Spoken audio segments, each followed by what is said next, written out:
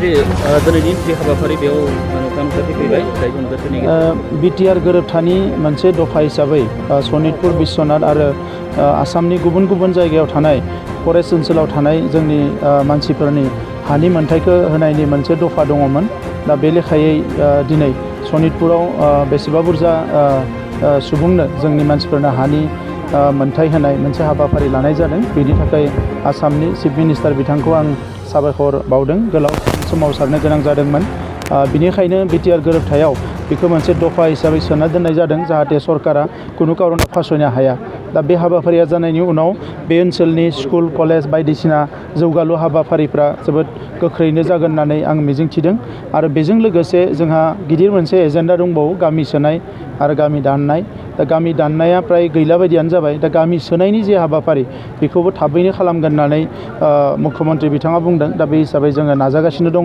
आं रायजो राजाफोरखौल' खावलायदों जे माखासे गोनो गोथो खोथाफोरखौ जाहाथे बायदिसिना समाव गोबाङानो बुङा। जायफ्रा बुजियो थिगानो दङ, जायफ्रा बुजिया बिथांमोना जाहाथे हारिनि आफादफोरजों रायलायनानै गावबा गावनि गेजेरावनो रायलायनानै बेखौ बुजिलायनो नाजायो। नाथाय गुलुं गुजुं खोथाफोरखौ बुंनानै एखमबा जोंनि गेजेरावबो गुलाय गुजाय लाबोयो आरो गुबुनफोरखौबो जोङो सांग्रां खालामनाय जायो। बेफोर बिथिंखौ जाहाथे नोजोर होयो।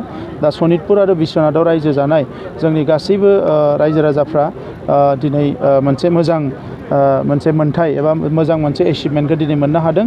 आं मिजिंथिदों बाखिखिनि जेंनाखौबो थाबैनो सुस्रांनो हागोन। दायो जोंनि बे हानि जे फाटा राननाय बेयाव वाइल्ड लाइफ आरो फरेस्टनि खोथा फैगासिनो दङ। गोबां मानसिफ्रा बुंगासिनो बेनि नोंथाङा मा बुङो? बे अरायसम थागोन। मानोना वाइल्ड लाइफ आरो फरेस्ट बे कनजारभेसन एक्ट दङ। बे हिसाबै बे ओनसोलाव माखासे मानसि थानो मोननाय मोनैनि खोथाफ्रा रोखा लिरनाय दङ। दा बे हिसाबै दिनै फरेस्ट डुवेलार्स एक्टखौ इमप्लिमेन्ट खालामनो बबेसिम हायो बेसिम बेखौ इमप्लिमेन्ट खालामगोन। जेराव हाया बेखौथ' हाजार नाजाबाबो हानाय नङा। नाथाय बिदि होननानै थागिबि सुबुंफोरनि जि मोनथाय बेखौ जाहाथे इगनर खालामा बेनि थाखायनो जों नाजागासिनो दङ। नोंथाङा गोबां रां आरजिनो गोसो जादों नामा? जुदि गोसो जादों अब्ला नोंथांनि थाखाय मोजां खौरां। New India technologies master franchise all Assam ATM service Hitachi ATM and Tata Indicash ATM फसंनानै नोंथाङाबो गोबां रां बुथुमनो हागोन। लाइमोनफोरनिफ्राय जागायनानै बैसो जानाय गासिबो बैसोनि सुबुंफोरानो बे फालांगिजों गोरलैनो रां आरजिनो हागोन। नोंथांनि गामियावबो बे एटिएम मेसिनखौ फसंनानै नोंथाङाबो मुलाम्फा मोननो हागोन। बांसिनै मिन्थिनो थाखाय 7002005072 एबा 9401230135 जानबुं अनजिमायाव दिनैनो सुलाद ला।